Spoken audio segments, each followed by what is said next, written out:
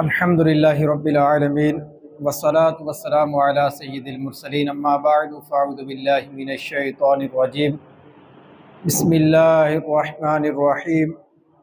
قال اللہ تبارک و تعالی فی القرآن المجید یا ایہا الذین آمنوا لا تقولوا راعنا وقولوا انظرنا واسمعوا صدق اللہ العظیم۔ اللہ تبارک و تعالی نے اپنے محبوب علیہ السلام کو جو شانیں، جو فضائل، جو کمالات عطا فرمائے ہیں،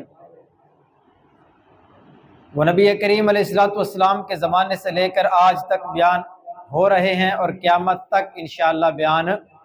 ہوتے رہیں گے، لیکن ختم نہیں ہوں گے۔ ویسے تو پورا ہی قرآن پاک نبی کریم علیہ السلام کی نعت ہے، نبی کریم علیہ السلام کی ہی شانیں اس کے اندر بیان کی گئی ہیں، لیکن چند مخصوص آیات انشاءاللہ میں آج تلاوت کروں گا اور اس سے پتہ چلے گا کہ اللہ تبارک و تعالیٰ نے اپنے محبوب علیہ السلام کو کیسی شانیں عطا فرمائی اور قرآن پاک کے اندر ان کا کیسے ذکر کیا گیا ہے۔ نبی کریم علیہ السلام کی بارگاہ میں صحابہ کرام علیہم رضوان حاضر ہوتے دین اسلام سیکھنے کے لیے۔ بعض اوقات نبی کریم علیہ السلام کا کلام انہیں سمجھ نہ آتا اور وہ نبی کریم علیہ السلام کی بارگاہ میں عرض کرتے راعینا، یا رسول اللہ ہماری رعایت فرمائیے۔ اب اگرچہ یہ لفظ اپنے ایک معنی کے لحاظ سے درست ہے کہ یا رسول اللہ ہماری رعایت فرمائیں، لیکن مشرکین جو تھے، یہود و نصارہ تھے، ان کے ہاں اس کا ایک غلط اور بے ادبی والا معنی بھی بنتا تھا۔ حضرت سعد بن معاذ رضی اللہ تعالیٰ عنہ جو اسلام لائے تھے، انہیں یہ سارا معلوم تھا کہ کفار اور مشرکین کے ہاں اس لفظ کا ایک بے ادبی والا، گستاخی والا معنی بھی بنتا ہے۔ اب جب صحابہ کرام نبی کریم علیہ السلام کی بارگاہ میں راعینا کا لفظ کہتے تو مشرکین جو ہے وہ گستاخی کی نیت سے راعینا راعینا کہنا شروع کر دیتے۔ حضرت سعد بن معاذ رضی اللہ تعالیٰ عنہ کو بڑا غم ہوا، نبی کریم علیہ السلام کی بارگاہ میں عرض کی، یا رسول اللہ صلی اللہ تعالیٰ علیہ وسلم، یہ راعینا کا جو لفظ ہے اگرچہ صحابہ کرام کی غلط نیت نہیں ہے، لیکن اس کا ایک معنی غلط بھی بنتا ہے، تو کفار اس معنی کی نیت سے بار بار یہ لفظ کہتے ہیں، مجھے یہ چیز گوارا نہیں ہوتی۔ اب اللہ تبارک و تعالیٰ کا اپنا محبوب علیہ السلام کے ساتھ پیار اور محبت دیکھیے کہ ابھی حضرت سعد بن معاذ رضی اللہ تعالیٰ عنہ نبی کریم علیہ السلام کی بارگاہ سے واپس نہیں ہٹے، اللہ تبارک و تعالیٰ نے قرآن پاک کی آیت نازل فرما دی اور کیا فرمایا؟ فرمایا یا ایھا الذین آمنوا لا تقولوا راعینا، اے ایمان والو میرے محبوب کو جب مخاطب کرنا ہو تو راعینا کا لفظ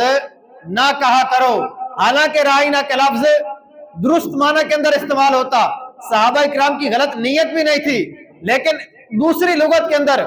اس کا ایک غلط معنی تھا، تو اللہ تبارک و تعالیٰ نے یہ گوارا نہ کیا کہ میرے محبوب علیہ السلام کو کوئی اس غلط نیت کے ساتھ پکارے۔ فرمایا اے ایمان والو، مراد کون تھے؟ صحابہ کرام۔ فرمایا میرے محبوب علیہ السلام کو راعینا کہہ کر مخاطب نہ کرو، بلکہ کیا کہنا ہے؟ وَقُولُوا انظُرْنَا، بلکہ عرض کرو یا رسول اللہ ہم پر نظر عنایت فرمائیے، یہ لفظ کہہ کر میرے محبوب کو مخاطب کیا کرو۔ وَاسْمَعُوا، فرمایا اور شروع سے ہی توجہ کے ساتھ نبی کریم علیہ السلام کا کلام سنا کرو، تاکہ دوبارہ کہنے کی حاجت ہی نہ پڑے، یہ کہنے کی ضرورت ہی نہ پڑے کہ یا رسول اللہ دوبارہ بات ارشاد فرمائے۔ شروع سے ہی توجہ کے ساتھ نبی کریم علیہ السلام کا کلام سنا کرو۔ یہ ہے اللہ تبارک و تعالیٰ کی اپنے محبوب علیہ السلام کے ساتھ محبت کہ جب کفار نے نبی کریم علیہ السلام کو مخاطب کرنے کے لیے کوئی گستاخی والا معنی اپنے ذہن کے اندر رکھا، اللہ تبارک و تعالیٰ نے صحابہ کرام کو وہ لفظ کہنے سے ہی منع فرما دیا۔ یہ ہے نبی کریم علیہ السلام کی بارگاہ کا ادب، اور نبی کریم علیہ السلام کی بارگاہ کا ادب جو ملحوظ رکھتا ہے، اللہ تبارک و تعالیٰ اسے ہی دنیا اور آخرت کے اندر سرخ روئی عطا فرماتا ہے۔ وہ مقولہ ہے نا، با ادب با نصیب، بے ادب بے نصیب۔ تو اس آیت سے ہمیں ایک درس یہ بھی ملتا ہے کہ ہمیشہ ہمیں با ادب لوگوں کے ساتھ بیٹھنا چاہیے، جو گستاخیاں کرنے والے ہیں، جو نبی کریم علیہ السلام کی بے ادبیاں کرنے والے ہیں، صحابہ کرام اہل بیت کے گستاخ ہیں، ان کے ساتھ ہم نے ہرگز نہیں بیٹھنا۔ اسی وجہ سے اللہ تبارک و تعالیٰ نے ان گستاخوں کا منہ بند کرنے کے لیے قرآن پاک کی آیت نازل فرمائی تھی۔ آج دور یہ آ گیا، لوگ کہتے ہیں نہیں یار کوئی حرج ہی نہیں ہے، سب کی سننی چاہیے، کوئی مسئلہ ہی نہیں ہے، جہاں سے اچھی بات ملی ہمیں لے لینی چاہیے۔ بھائی قرآن پاک کے اندر اس چیز کو بار بار وضاحت کے ساتھ کیوں بیان کیا گیا ہے کہ ادب والوں کے ساتھ بیٹھو، جو بے ادبیاں کرنے والے ہیں ان کی صحبت میں نہیں بیٹھنا۔ ہو سکتا ہے ان کی صحبت میں بیٹھنے کی وجہ سے وہ تو بے ادبی کر رہے ہیں، ان کی غلط صحبت کی وجہ سے تمہارا بھی ایمان ضائع ہو جائے۔ لوگ کہتے ہیں سب کی سننی چاہیے، لوگ نبی کریم علیہ السلام کی گستاخیاں کر رہے ہوتے ہیں، بعض لوگ صحابہ کرام کی، اہل بیت کی، اولیاء کرام کی گستاخیاں کر رہے ہوتے ہیں، لوگ کہتے ہیں نہیں یار ان کی بھی سن لے، کوئی حرج نہیں ہے، اچھی بات یہاں سے مل جائے گی۔ جو اللہ رسول کا دشمن ہے اس سے ہمیں اچھی بات لینے کی ہرگز اجازت نہیں ہے۔ علماء حق جو ہیں انہی سے ہمیں کلام سننا بھی چاہیے، انہیں کے بیان بھی سنیں اور ان کی کتابیں بھی ہمیں پڑھنی چاہیے۔ دوسرے نمبر پر قرآن پاک کے اندر اللہ تبارک و تعالیٰ نے ارشاد فرمایا ہے، اب پہلے آپ اس کا پس منظر سمجھیں۔ مدینہ کے اندر جو لوگ رہتے تھے، اب پہاڑوں سے ان کے باغات کے اندر جو ہے وہ چشموں کا پانی آیا کرتا تھا اور ان تمام کے جو ہے باغات سیراب ہوتے۔ ایک دفعہ کیا ہوا، وہاں پر ایک انصاری کا حضرت زبیر رضی اللہ تعالیٰ عنہ سے جھگڑا ہو گیا۔ نبی کریم علیہ السلام کی بارگاہ میں جب یہ معاملہ پہنچا تو نبی کریم علیہ السلام نے فرمایا کہ اے زبیر، تم اپنے باغ کو پانی دے کر اپنے پڑوسی کی طرف پانی چھوڑ دیا کرو۔ اس کی وجہ کیا تھی کہ حضرت زبیر رضی اللہ تعالیٰ عنہ کے کھیت جو ہے وہ پہلے آتے تھے، تو نبی کریم علیہ السلام نے فرمایا کہ آپ پہلے اپنے باغات کو، اپنے کھیت کو سیراب کر کے اپنے پڑوسی کی طرف جو پانی چھوڑ دیا کرو۔ حضرت زبیر رضی اللہ تعالیٰ عنہ کو جب نبی کریم علیہ السلام نے یہ فرمایا تو اس انصاری کو یہ بات گوارا نہ ہوئی، اور اس نے نبی کریم علیہ السلام کے بارے میں کیا فرمایا کہ حضرت زبیر رضی اللہ تعالیٰ عنہ چونکہ نبی کریم علیہ السلام کے پھپھی زاد بھائی ہیں، اس لیے نبی کریم علیہ السلام نے ان کی طرف فیصلہ فرما دیا ہے۔ کتنا بے ادبی والا جملہ اس نے ادا کیا۔ اللہ تبارک و تعالیٰ نے فوراً قرآن پاک کی آیت نازل فرما دی، فرمایا فلا وربک لا یؤمنون حتی یحکموک۔ اللہ تبارک و تعالیٰ نے اپنے محبوب علیہ السلام کا حکم ماننے کا جو درس تھا وہ قرآن پاک میں ارشاد فرما دیا کہ میرے محبوب علیہ السلام جو حکم تمہیں دیتے ہیں ان کا حکم ماننا تمہارے لیے فرض ہے۔ جو اس کے آگے دائیں بائیں بات کرے گا فرمایا وہ ایمان والا نہیں ہو سکتا، وہ مسلمان نہیں ہو سکتا۔ جو نبی کریم علیہ السلام فرما دے منوان آنکھیں بند کر کے اس پر ہم نے کیا کرنا ہے، عمل کرنا ہے، اس کے اندر اپنی عقل کے گھوڑے ہرگز نہیں دوڑانے۔ فرمایا فلا وربک لا یؤمنون حتی یحکموک فیما شجر بینہم ثم لا یجدوا فی انفسہم حرجا مما قضیت ویسلموا تسلیما۔ تا آیت کا ترجمہ سنیے گا، تو اے حبیب تمہارے رب کی قسم یہ لوگ مسلمان نہ ہوں گے جب تک آپس کے جھگڑوں میں تمہیں حاکم نہ بنا لیں، پھر جو کچھ تم حکم فرما دو اپنے دلوں میں اس سے کوئی رکاوٹ نہ پائے اور اچھی طرح دل سے اس حکم کو مان لیں۔ دل کے اندر کوئی بات نہیں لے کر آنی کہ نبی کریم علیہ السلام نے غلط فیصلہ نہ دے دیا ہو، بلکہ فرمایا جو نبی کریم علیہ السلام ارشاد فرما دیں وہ بالکل حق اور سچ ہے، اس سے ایک حرف بھی آگے اور پیچھے نہیں ہو سکتا۔ اسی طرح اللہ تبارک و تعالیٰ نے نبی کریم علیہ السلام کو جب مکہ سے مدینہ ہجرت کا حکم ارشاد فرمایا، نبی کریم علیہ السلام مدینہ منورہ پہنچے، حکم ہوا کہ بیت المقدس کی طرف منہ کر کے نمازیں ادا کی جائیں۔ تقریباً 17 مہینے اللہ تبارک و تعالیٰ کے حکم کے مطابق نبی کریم علیہ السلام نے بیت المقدس کی طرف منہ کر کے نمازیں ادا فرمائیں، لیکن دل کے اندر یہ خواہش تھی کہ اللہ تبارک و تعالیٰ خانہ کعبہ کو جو ہے وہ ہمارا قبلہ بنا دے، اور ساتھ جو کفار تھے، مشرکین تھے، وہ نبی کریم علیہ السلام کو، صحابہ کرام کو یہ طعنے بھی دیتے کہ تمہارے نبی دین تو اپنا نیا لے کر آئے ہیں، ساری شریعت ان کی نئی ہے، لیکن تم نمازیں ابھی تک ہمارے قبلے کی طرف منہ کر کے ادا کر رہے ہو۔ تو صحابہ کرام کو یہ بڑی تکلیف ہوتی۔ ایک مرتبہ نبی کریم علیہ السلام اپنے اصحاب کو ظہر کی نماز پڑھا رہے تھے۔ نبی کریم علیہ السلام نے نماز کے اندر ہی بار بار آسمان کی طرف چہرہ کر کے دیکھا، اللہ تبارک و تعالیٰ سے اپنے محبوب علیہ الصلوۃ والسلام کا بار بار آسمان کی طرف دیکھنا گوارا نہ ہوا، نماز کے دوران ہی اللہ تبارک و تعالیٰ نے قرآن پاک کی آیت نازل فرما دی، قد نرا تقلب وجہک فی السماء، فرمایا اے محبوب آپ کا بار بار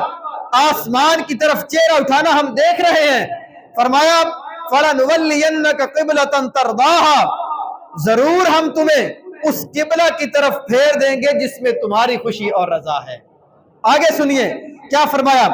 فَوَلِّ وَجْهَكَ شَطْرَ الْمَسْجِدِ الْحَرَامِ وَحَيْثُ مَا كُنْتُمْ فَوَلُّوا وُجُوهَكُمْ شَطْرَهُ، نبی کریم علیہ السلام سے کیا فرمایا، تو ابھی اپنا چہرہ مسجد حرام کی طرف پھیر دو، اور اے مسلمانوں تم جہاں کہیں ہو اپنا منہ اسی طرف کر لو۔ اب یہ حکم نماز کے بعد بھی آ سکتا تھا، نبی کریم علیہ السلام پہلے ہی 17 مہینے سے بیت المقدس کی طرف منہ کر کے نمازیں ادا فرما رہے تھے، صحابہ کرام بھی ادا فرما رہے تھے، لیکن اللہ تبارک و تعالیٰ نے نماز کے اندر ہی یہ حکم ارشاد فرما دیا کہ اے محبوب نماز کے اندر ہی اپنا چہرہ بیت المقدس سے خانہ کعبہ کی طرف کر لیں۔ نبی کریم علیہ السلام نے اپنا چہرہ انور فوراً بیت المقدس سے خانہ کعبہ کی طرف کر لیا، اور صحابہ کرام کیسے باادب تھے، کیسے نبی کریم علیہ السلام کا حکم ماننے والے تھے۔ کسی ایک صحابی نے بھی یہ نہیں کہا کہ یا رسول اللہ صلی اللہ علیہ وسلم نماز کے اندر ہی آپ نے چہرہ پھیر لیا ہے، نماز تو ٹوٹ گئی ہے، ہم اپنے چہرہ ہمارا قبلے سے پھر جائے ہماری نماز تو ٹوٹ جاتی ہے نا۔ لیکن کسی ایک صحابی نے بھی یہ نہیں کہا، بلکہ جب نبی کریم علیہ السلام نے بیت المقدس سے خانہ کعبہ کی طرف چہرہ پھیرا، تمام کے تمام صحابہ نے نبی کریم علیہ السلام کی اتباع میں فوراً خانہ کعبہ کی طرف اپنا چہرہ کر لیا، کسی ایک نے بھی سوال نہیں اٹھایا۔ یہ اللہ تبارک و تعالیٰ کی اپنے محبوب کے ساتھ محبت تھی، اور پھر صحابہ کرام کی بھی نبی کریم علیہ السلام کے ساتھ محبت تھی۔ ان کو پتا تھا کہ نبی کریم علیہ السلام کو اللہ تبارک و تعالیٰ نے مختار کل بنا کے بھیج دیا ہے، اگر نبی کریم علیہ السلام بیت المقدس کی طرف چہرہ کر کے نماز ادا فرمائے تب بھی درست ہے، اگر نماز کے دوران نبی کریم علیہ السلام اپنا چہرہ خانہ کعبہ کی طرف کر لے تب بھی درست ہے، ہماری نماز نہیں ٹوٹتی۔ یہ نبی کریم علیہ السلام کو اللہ تبارک و تعالیٰ نے مقام اور مرتبہ عطا فرمایا، اور اس دن 2 رکعت نبی کریم علیہ السلام نے بیت المقدس کی طرف منہ کر کے ادا فرمائی، اور 2 رکعت خانہ کعبہ شریف کی طرف منہ کر کے ادا فرمائی۔ اس سے پتہ چلتا ہے کہ اللہ تبارک و تعالیٰ نے اپنے محبوب علیہ السلام کو کتنا مقام اور کتنا مرتبہ عطا فرمایا۔ پورا قرآن ہی نبی کریم علیہ السلام کی شانوں سے بھرا ہوا ہے۔ یہ تو ہم نے صرف چند آیات سنی ہیں، اگر علماء لکھتے ہیں اگر ہم دیکھنے پہ آئے نا تو ہر آیت کے اندر نبی کریم علیہ السلام کی شان موجود ہے، کیونکہ قرآن نازل ہی نبی کریم علیہ السلام کی وجہ سے ہوا ہے۔ اگر نبی کریم علیہ السلام تشریف نہ لاتے تو نہ قرآن ہونا تھا، نہ یہ دنیا ہونی تھی، نہ آخرت ہونی تھی، نہ جنت نہ دوزخ، کچھ بھی نہیں ہونا تھا۔ اللہ تبارک و تعالیٰ نے یہ کائنات اپنے محبوب علیہ السلام کی وجہ سے بنائی، اپنے محبوب علیہ السلام کی وجہ سے جنت بنائی، کیونکہ نبی کریم علیہ السلام کے جو چاہنے والے ہیں، محبت کرنے والے ہیں، انہیں اللہ پاک جنت میں داخل فرمائے گا، اور جہنم بنائی ہی اللہ تبارک و تعالیٰ نے اپنے محبوب علیہ السلام کے دشمنوں اور گستاخوں کے لیے ہے، کہ جو آپ کو نہیں مانے گا اللہ تبارک و تعالیٰ سے جہنم کے اندر داخل فرمائے گا۔ تو نبی کریم علیہ السلام کو اللہ تبارک و تعالیٰ نے یہ شان عطا فرمائی۔ آج اس محبوب نبی علیہ السلام کا ہم 1500واں جشن ولادت منانے کی سعادت حاصل کر رہے ہیں۔ یہ اللہ تبارک و تعالیٰ کی ہمارے اوپر خاص رحمت ہے، اس کا خاص فضل ہے کہ ہم نبی کریم علیہ السلام کا 1500 سالہ جشن ولادت منا رہے ہیں۔ ہمیں نہیں معلوم کہ ہم کب تک زندہ ہیں، لیکن اللہ تبارک و تعالیٰ نے ہمیں یہ توفیق، یہ سعادت عطا فرمائی ہے کہ ہم نبی کریم علیہ السلام کا جو ہے وہ 1500واں 1500 سالہ جو ہے وہ جشن ولادت منا رہے ہیں۔ اس کو اچھے طریقے سے منائیں، نبی کریم علیہ السلام کے نام کی نیاز تقسیم کریں، محافل کا انعقاد کریں، اپنے گھروں کو سجائیں، اور اسی طرح اپنے دل کو بھی نبی کریم علیہ السلام کی محبت کے ساتھ آراستہ کریں، تو اللہ تبارک و تعالیٰ انشاءاللہ دنیا اور آخرت کے اندر جو ہے وہ ہمیں سرخ روئی عطا فرمائے گا۔ اللہ تبارک و تعالیٰ ہمیں نبی کریم علیہ السلام کی پکی اور سچی محبت نصیب فرمائے، اور بڑھ چڑھ کر اچھے طریقے کے ساتھ شریعت کے مطابق ہمیں جشن ولادت جو ہے وہ منانے کی توفیق عطا فرمائے۔ آمین بجاہ النبی الامین صلی اللہ علیہ وسلم۔